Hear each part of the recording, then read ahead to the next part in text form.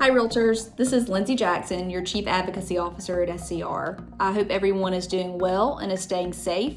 I know it's been a couple of weeks since y'all have gotten a legislative update from me in your inbox, so I just wanted to jump on here really quickly and let y'all all know what is happening with the South Carolina General Assembly.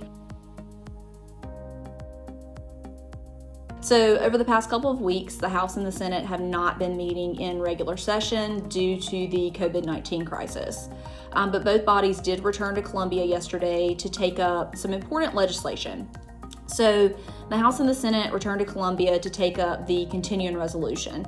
And essentially a continuing resolution just extends last year's budget and it keeps the state's current spending levels. This is used in the case where the House and Senate cannot come to an agreement on the budget before the sine die adjournment and especially before the May 30th end of the fiscal year. So the House passed the continuing resolution unanimously and added in some additional monies. They added in $180 million for COVID relief. This money would go into a reserve fund and it would be used for hospitals to help avoid furloughing at this time. They added in an additional $15 million to go towards any adjustments in the June 9th primary. This would give the state the flexibility to make any necessary changes to voting procedures. And the House also added in $20 million for a disaster trust fund, so that if there is a natural disaster or something of that nature to happen, while the House and Senate are out of session, this funding can be used towards that. So this seems pretty straightforward, but also in the House's version of the continuing resolution, the House included language about Santee Cooper, which was a big point of contention.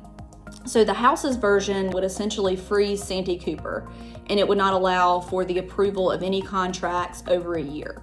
So the House passed this version of their resolution and they left.